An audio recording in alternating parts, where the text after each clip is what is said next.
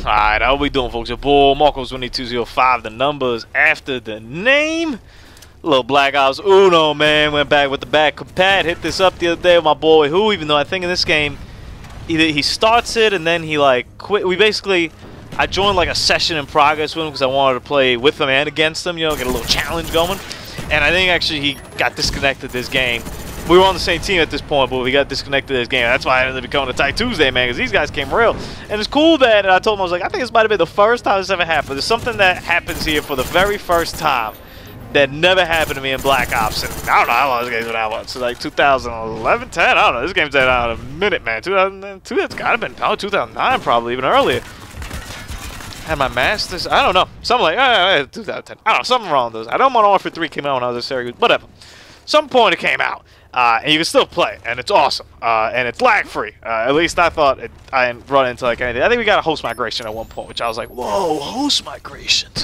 What's this thing from the past? Even though I'm pretty sure there's, when you're on a peer-to-peer server in Black Ops 3, there's host migrations. But I'm pretty sure I've seen it. It's just very rare. Whereas back in the day, like host migration was a positive. You know, it's interesting how things develop, right?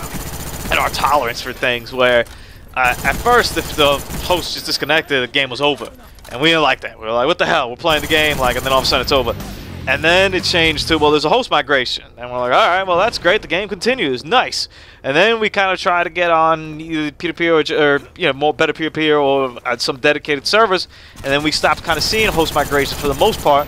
And you're like, great. And then you go to see a host migration. You're like, oh, what the hell is this thing? A host migration. Ah! My aim is not good. I apologize, man. My aim, and that's probably another reason why this game was a Tight Tuesday over here, man. But what ends up happening here is, you know what? I'm not going to spoil it for you guys. I'll let you guys watch over here, man. The famous, oh, man. We were talking about it a little bit going back to, someone was telling me how much he liked going back to just, you know, boots on the ground kind of slow down pace. And I told him, I was like, I like it too.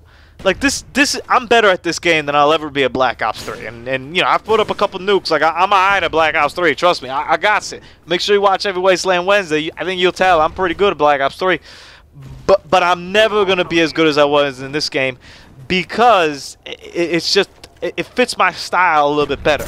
I play a little bit slower. You know, I try to be a little more methodical. I try to think. I try to take cover. I try to be on a higher ground when possible. I try to not to be in the situation where I'm at right now, running into a Jeep that I can't really see anything.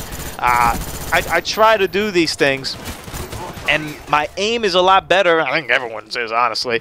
But I don't personally, I can speak. My aim's a lot better when everyone else is on the ground or we're all on the same playing field. To me, it kind of defines why I never really got into Halo. I saw Halo and I was like, you know what, that's a technical masterpiece. I think it's great. I respected it. I was like, yeah, that game's pretty good, man. The multiplayer's pretty dope. Halo 2 especially, I was like, yeah, no, I understand why everyone likes it. Like, it's cool and stuff. But it's not me. Like, I don't have the cohesion to shoot up and down and left and right and people jumping at me and me being able to follow them. Like, I'm just not that good at it. And I think when you look at a lot of how I play in Black Ops 3, it's still very much grounded. I'll wall run. I like the wall running part. That kind of, to me, is like meet me halfway. But when people like in Advanced Warfare, people just flying and jumping around, boosting everywhere, that's just like, I'm like, hey, come on, man. Like, how am I supposed to hit you? Like, it's impossible. And I could do it. I'm still all right at it. I'm not the worst, but I just don't really... Can't really get along with it. So I agree with him in that sense, that I do like the boots on the ground, you know, but I would like this game to be a little bit quicker, a little bit more spiced up. It feels sluggish, honestly, going back to it. And in a world where Titanfall exists and Battlefront exists, and I'll be curious, for example, to see, and I haven't played Battlefield 1 yet. I'm not sure if there's been a beta. I don't think there has. I'd be curious to see if I really appreciate a beta for that game, because I want to kind of gauge and get a feel for the speed of the game. The weaponry, you know, the setting obviously induces and tells us that it's going to be a slower paced game, right? World War I, you know, things just aren't working as quicker. But the footage I've seen, it seems to play pretty upbeat and pretty fast paced. So I'd be curious to see how they blend that in. I think it's possible for us to have a game like Black Ops 1, right, where everyone's on the ground. We got this kind of weaponry, you know, basic assault, right, basic, you know, weaponry that we have that we can kind of see nowadays. But we could be a little bit faster, right? Maybe we all have, instead of just having Marathon Pro, maybe that comes like equipped. Like we all have that. Not saying we jump around the wall run or anything. I'm just saying we have that. You know, maybe there's a slide. Is the slide okay? Is the slide good enough to bring into a game? I'm not sure. I know I like the slide and kill confirmed especially, right? Like I'm a big fan of sliding because it's an easier way to get the tags. Check this out, man. This is a kill that I was like, that's a kill that in my prime I probably would have made. But I'm in my prime, I probably would have been smart enough to not get into that gunfight, especially not with an HK. Come on, man, this ain't zombies, B. But going like the slide, is the slide okay?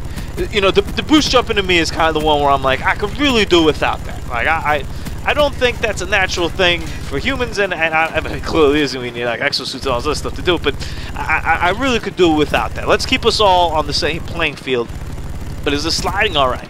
Because people are going to exploit no matter what kind of movement system you have. They're going to exploit it, and I do it too. I slide around all the time. On Combine, I am guilty of sliding in that middle water and going from one side to the other. I think it's great. Why wouldn't you do it? You know, if the game allows you to do it, then go ahead.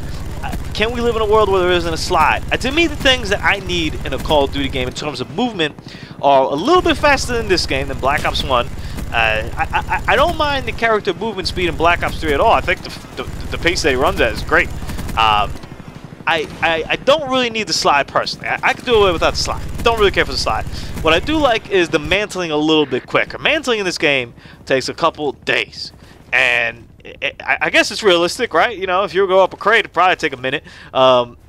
But I would prefer the mantling to be a little bit quicker. And I'm going to pause right here because this is what never happened to me. And I was talking to Who because he actually got kicked off Xbox Live, but he didn't because we were still like in the same party chat. I'm not sure. I think it might have been just the 360 thing or something like that with the emulation and whatnot. But I've never had a case where I put up my chopper gunner and someone literally a second later put up their chopper gunner on the opposing team. It almost seems like an oxymoron because, and clearly that guy must have had ghost or something, or blind eye, I guess, so I didn't see him. Like, clearly I didn't kill that guy with the Huey, because he had his, or maybe he got in a care package or something, I don't know. But my man was ready, and all of a sudden, yo, this game that was like, you know, a tied game, hey man, it's a 10-tag game, I think, a 10-kill game, and I think it even gets closer than this, coming up over here. Never had that happen where somebody puts it up or whatnot. I was actually surprised at those signs. Like, I'm surprised I still have an anti-air class. Now, thankfully, I haven't changed my classes, and that's one thing I'm looking forward to when we get to play Modern Warfare, the original. I'll have all my classes set up and all my stuff. I'll probably prestige. I think I left that game off without prestiging, period. Like, I knew I wasn't going to put that much time into it. So I was like, I'm okay. I won't really need a prestige here. So I'll be curious. Maybe I'll take like a prestige or two in that just to go and roll through that. I'm curious to see how many people play, because I think that game's going to put into testament and put into effect a lot of the things I'm speaking about here in terms of what we tolerate in terms of movement speed, because that game is clunky. That game is slow, and I've gone back and played it just maybe like 3 weeks ago.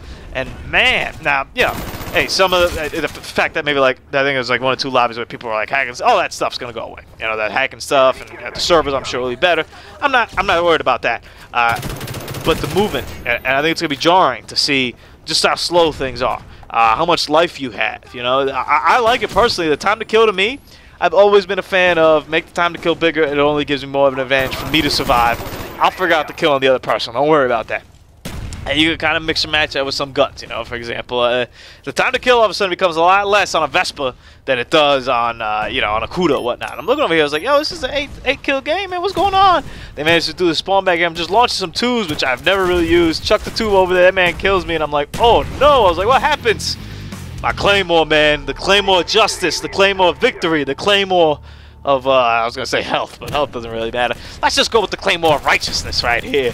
My man managed to persevere there because it lasts a couple seconds after you die. There's the thing I'd like to see back in a Call of Duty game, man. Ooh, because Claymores are back if people are on the ground. If they ain't on the ground, then we get IED nonsense and all that stuff. Even though Ghosts are on the ground. You get my drift. Deuces.